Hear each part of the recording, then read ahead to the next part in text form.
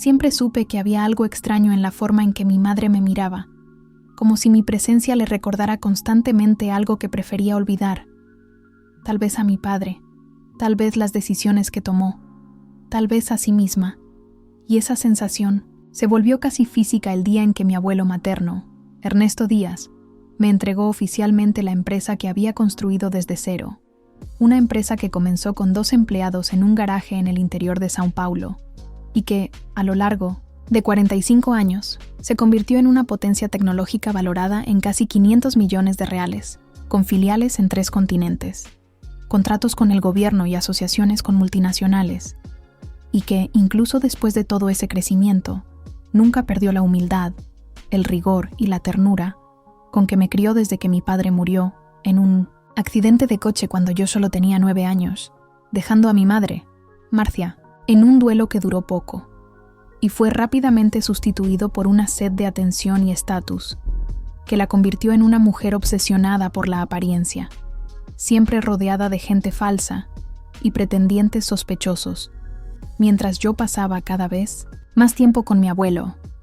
visitando la sede de la empresa durante las vacaciones, observando las reuniones, aprendiendo de sus errores y también de sus aciertos, estudiando cada sector con fascinación, y cuando entré en la facultad de administración, empezó a llevarme incluso a reuniones estratégicas, diciendo que era hora de ver cómo funcionaba realmente el mundo, y a pesar de mi edad, empecé a comprender que el mundo de los negocios no estaba hecho solo de números, sino de egos, disputas, alianzas y silencios peligrosos. Y tal vez por eso decidió dejarme la empresa en vida, porque sabía que su salud ya no era tan buena y quería asegurarse de que todo estuviera a salvo cuando él se fuera. Así que cuando cumplí 22 años, organizó una cena sencilla, solo con las personas más cercanas, para entregarme oficialmente el control del holding. Y recuerdo exactamente el momento en que sacó los papeles del sobre y dijo, con la voz entrecortada: «Esta empresa es tuya, Clara, no por casualidad, sino porque tienes lo que se necesita. Has visto con tus propios ojos lo que exige, y confío en ti más que en nadie en este planeta». Y en ese instante, a pesar de la emoción y la gratitud que me inundaban, sentí también un escalofrío cuando miré a mi madre, que sonreía. Sí, pero con un brillo extraño en los ojos, como si estuviera calculando algo. Y la incomodidad se confirmó 2 horas más tarde, cuando me llamó aparte, ya con la copa de vino en la mano, y me dijo con naturalidad que Felipe, su nuevo marido, sería el director general interino de la empresa.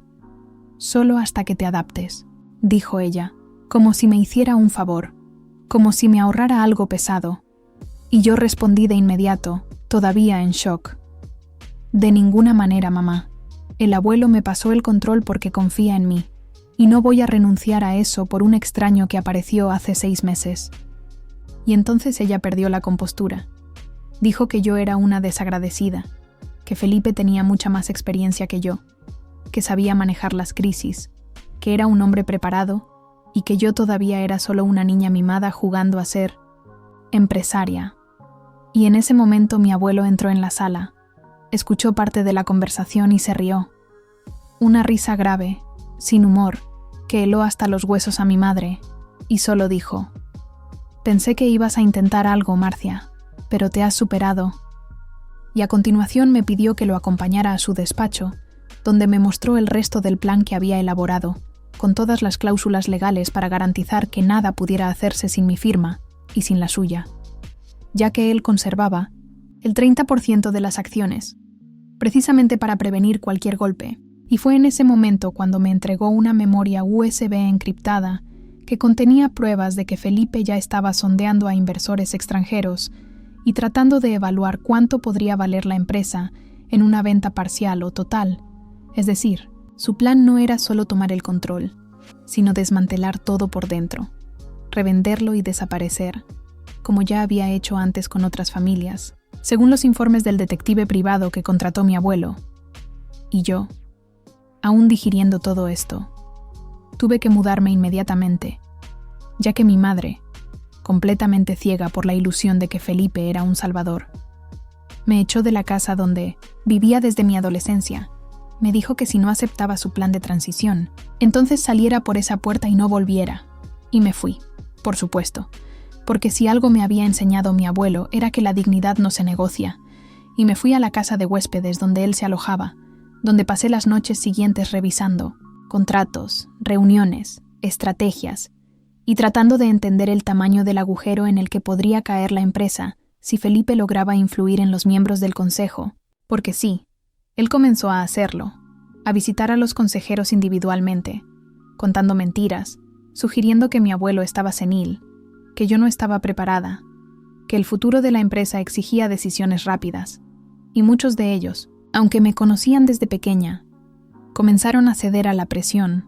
al miedo de ver la empresa hundirse, y Felipe llegó al extremo de enviar comunicados internos autoproclamándose presidente ejecutivo, tratando de apropiarse de todo, y tuve que actuar rápido. Convoqué una reunión de emergencia del consejo, llevé los documentos, las grabaciones que había hecho el detective,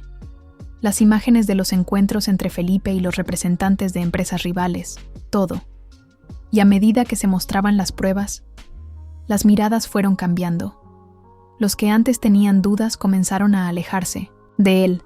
y mi madre, que estaba presente, palideció y por primera vez en años pareció realmente perdida, como si solo allí hubiera comprendido la magnitud de la trampa que había ayudado a construir. Pero aún así, intentó argumentar, intentó proteger a Felipe. Dijo que eso podía haber sido falsificado, que no era así, que él solo quería ayudar, hasta que mi propio abuelo, que estaba a mi lado, dijo con firmeza: «Basta, Marcia. Has traicionado la confianza de tu hija y casi has destruido lo que he construido toda mi vida por un hombre que solo quería aprovecharse de ti». Y el silencio que siguió fue más pesado que cualquier grito, y Felipe, viendo que su fachada se derrumbaba, intentó salir por la cima. Dijo que demandaría a todo el mundo, que tenía derechos, que la justicia lo reconocería como miembro de la familia. Y fue en ese momento que la policía entró en la sala, con una orden de arresto en las manos, porque, además de todo, ya era buscado por fraude en otro estado, y se lo llevaron esposado, gritando que era un error, que volvería, pero nunca volvió. Y en los meses siguientes, además de lidiar con el impacto emocional, tuve que reconstruir la confianza del equipo, liderar con responsabilidad, asumir errores que ni siquiera eran míos, rescindir contratos, sospechosos que Felipe había iniciado a escondidas y recuperar clientes, y todo ello mientras mi madre intentaba retomar el contacto, diciendo que se arrepentía, que no lo sabía, que la habían engañado, pero yo necesitaba tiempo, porque el dolor era reciente, y solo con el tiempo conseguí mirarla sin sentir ira, solo pena. Y hoy, casi 2 años después, sigo siendo la presidenta de la empresa. Estoy ampliando nuestros proyectos al área de la biotecnología, abriendo frentes de investigación, contratando jóvenes talentos, creando becas, y el abuelo, aunque está jubilado, sigue almorzando conmigo todos los viernes y sonríe con orgullo cuando ve los informes, los beneficios, los nuevos contratos, y me dice, como siempre: «Naciste para esto, niña». Y yo le respondo que él me enseñó todo, pero en el fondo, sé que lo que realmente me impulsó fue el deseo de demostrar que nadie puede robarme lo que he conquistado, y mucho menos con mentiras, y que, a pesar de todo, la peor traición no fue la de Felipe, sino la de mi madre, que eligió a un extraño en lugar de a su propia hija. Pero incluso eso me enseñó algo, que a veces necesitamos perder las ilusiones para encontrar nuestra fuerza, y que algunas heridas no necesitan cerrarse completamente para recordarnos de dónde venimos y a dónde nunca debemos volver.